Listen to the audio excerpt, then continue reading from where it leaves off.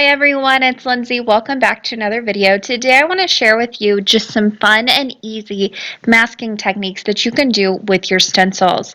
As always, everything I'm using, all the supplies will be listed down in the description box below. So if you have any questions, you can head down there. But the main thing you're going to need is some cardstock, some painter's tape, and stencils.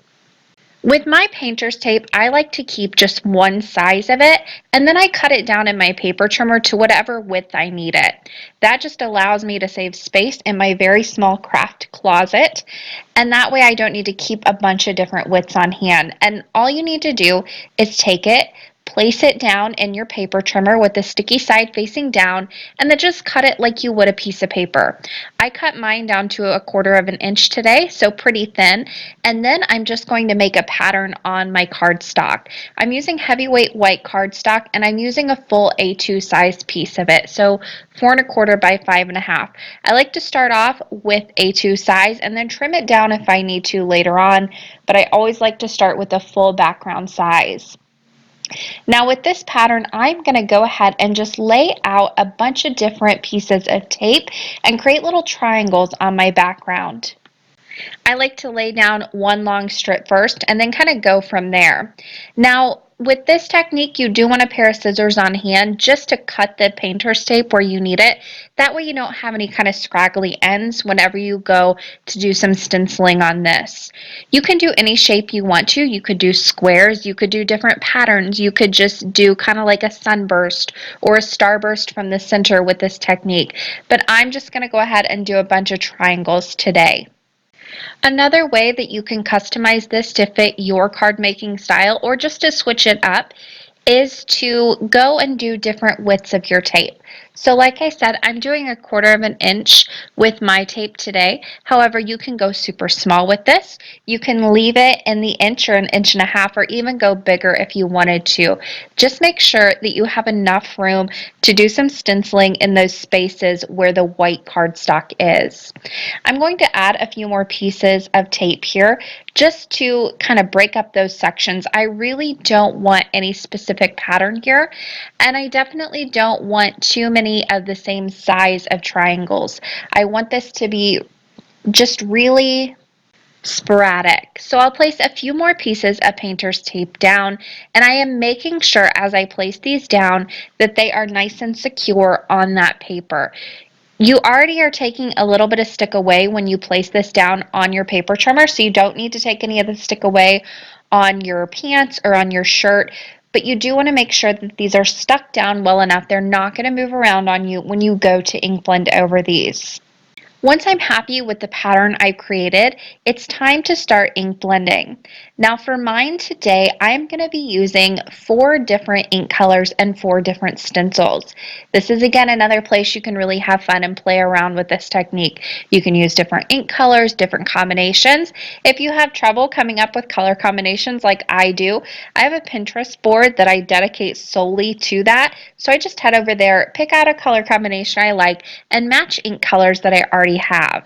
And I'm also using those colors with 4 different stencils. Now you can use 1 stencil, you can use 2, you can use as many as you want. You could use a different stencil for each spot on your cardstock that you have. However, I'm going to stick with 4 here and dedicate each stencil to a different color. For mine today, I'm using Catherine Pooler ink pads. These blend really well, and I'm putting on the ink with jumbo ink daubers. This is great for those little spaces. I'm also using the Crafters Workshop stencils. These are the cake and cookie stencils, but I don't do a whole lot of baking or decorating, so I use these in my craft room. Now to make sure that each section is I'm just adding color and pattern to that section, I am just using some little index cards that I've cut in half and painter's tape to hold them down. You just want to give it a good check before you start putting down that ink to make sure that only that space is showing. If you need to add a little bit more coverage down there at the bottom, you think you're going to go a little bit crazy with your color, go ahead and cover it up.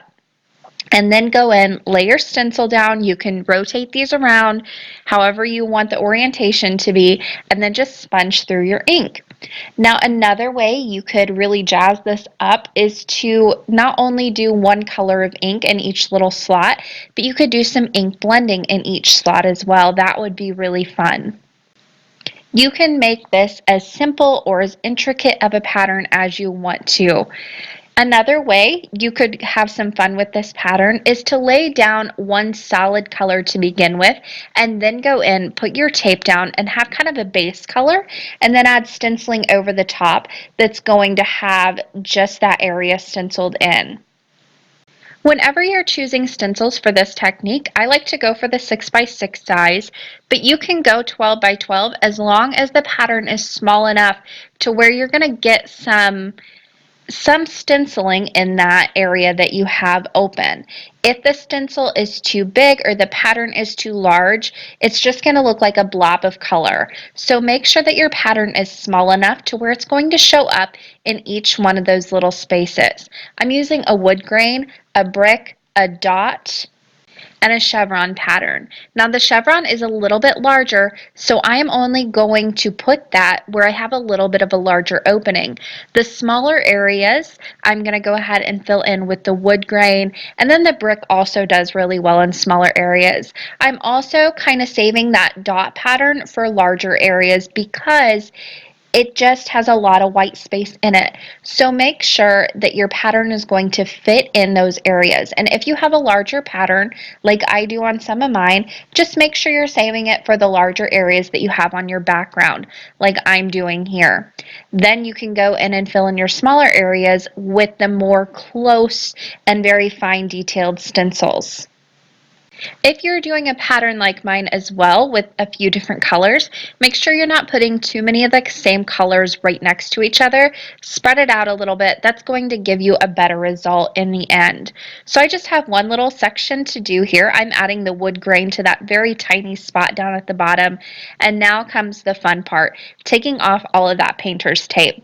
Now when you take the painter's tape off, you need to be a little bit careful. You did take some of the stick off when you put it in your paper trimmer and you cut it down, but it still is pretty stuck down. You're putting a lot of pressure over it, doing a lot of stenciling over it. So take your time and pull it straight back on itself.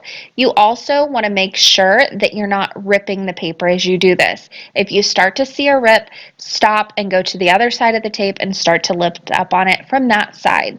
That's going to save you a lot of headache. If you do get some ripping, you can use a sanding block or the sand eraser, and that's going to take care of that ripped paper that you have. But there is a closer look at the finished background. This is a fun one to do, and a lot of different variations you can do to make it your own. Now, I spent a little bit of time on this. It wasn't a ton, but I wanted it to be the main focal point of my card. I wanted it to be very simple. So all I did was I took a Hugs die. I die cut that a few times from craft cardstock, layered that up to create that chipboard effect. Then I put it on a flag banner die and attached that to the card, which is an A2 size. Super simple and easy to do. This is a good one to do, especially with bright colors for those teen birthdays that you really don't know what kind of stamps to use. Stencils is a safe bet. Now this next technique is one of my favorites. I haven't played around with my distress inks in a while, so I have forgotten kind of how versatile and just really fun they are to play around with. So that's what I'm going to do with this technique. But the first thing I want to do is die cut some masking paper. Now I want to use masking paper with this technique because it's going to get a little wet. And if you use just a regular computer paper, that ink might bleed through. You might get some wet spots under it on your cardstock. This has a little bit more heft to it. It also has that layer of adhesive that's going to be between the layering or the ink and the cardstock. So it's going to stop any water or ink bleeding through. I die cut a heart from just a piece of that masking paper, and now it's time to do some ink blending in that paper. I attached it to a smaller piece of cardstock. This is just plain heavyweight white cardstock. You could also do this technique on watercolor paper, but I like the look of cardstock with this, and it's just the way I like it. The ink doesn't move around as much on it, and it doesn't give as stark of a result, but I kind of like the subtlety that the regular plain white cardstock does. So the first thing I want to do is add some ink through that. I'm using my Distress inks and I'm using Victorian Velvet. I'm going pretty heavy-handed here. You don't need to do a whole lot of really blending in there. Just pounce on the color, get a nice layer of color. You can even take your ink pad straight to the cardstock. Now I want to go ahead and take this stencil and lay it right over that opening. I'm going to tape it down just to make sure that everything stays in place and I don't move it around by accident. Painter's tape is your best friend with stencils. Now I just need some clean water and a spray bottle and a rag. What I want to do is take that spray bottle and from a little higher up, I'm going to give this a few spritzes. Then I want to let it sit. I want to let that kind of go into the ink in the openings, and then once I've let it sit for about 30 seconds, I can dab up some of the color. Now when you take up your stencil, you can see if you need a little bit more water or not. I'm going to go a little bit closer here. You want to be careful that it's not going to bleed under that stencil though. It's not going to look like it's doing anything as you dab it up. It'll be very, very, very, very, very subtle. If you like that look, stick with it and let it dry on its own.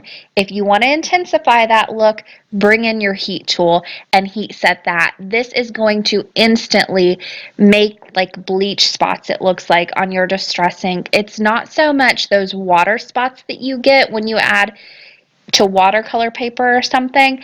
It is such a neat technique. And then you also have the joy of lifting off that masking paper and you've got this great outlined heart. Now, like I said, that layer of adhesive is really important so you're not getting that water and that ink transfer onto your cardstock. So this is one of those times you want to go ahead and pull out the masking paper even though it's a little bit more expensive. To finish this card, I used an Avery Elle Thinking of You stamp set. It is a really beautiful stamp set and just a good one to have on hand. It's got some great sentiments in it. I'll leave that link down below. But I stamped that with my VersaFine Clair in Nocturne. That's a pigment ink, so it's going to sit on top of the dye ink and not mix around. I matted it with some black cardstock and added that onto an A2 top folding card base, so that completed that card. Now my third technique, I'm going to show you one panel that I created, but I have to admit I don't love the way it turned out. So I did the technique again with a different color combination, and I really, really love my second attempt at it, so that's the one I turned into a card, and you'll see that at the end of this video. But I'll go ahead and show you with the color combination I really don't love. See, this is why I need Pinterest boards, because I'm horrible at coming up with my own color combinations. I just am. Again, I'm starting off with a full A2 size panel. This is heavyweight plain white cardstock, and I'm just going to put down some painter's tape and create a little section right in the center of my card. I'm doing it at an angle, but you could easily do this at just a plain stripe across the center. You could do a couple stripes if you wanted to. You just want to create some dividing lines with painter's tape. And again, it doesn't matter of the thickness with this one so much as you just want that center. Now, whenever I place my stencil down, what I want to do on one of the sides, it doesn't matter which one, but on one of the sides, I want to make sure that I tape that side completely down with painter's tape and not move it. This is going to create a little hinge, like a book. This is going to allow me to flip the stencil up and down as I need to and not have it move at all. You also want to make sure that your paper stays in place for this technique as well. Now, in the center of that strip that I've created, I want to go ahead and do a little bit of ink blending. You can do ink blending, you can do one color, you could do a rainbow of colors. It really is up to you. Here I used Abandoned Coral and Cracked Pistachio, but I didn't love the mix between the two. But again, this is more about the technique than the actual colors I used.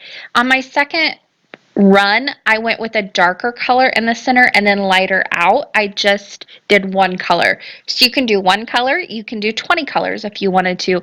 Just put some color down right in the center of that little strip that you've created. And make sure that you're getting a nice defined edge right where that painter's tape is going to end. That's going to be super important with this technique.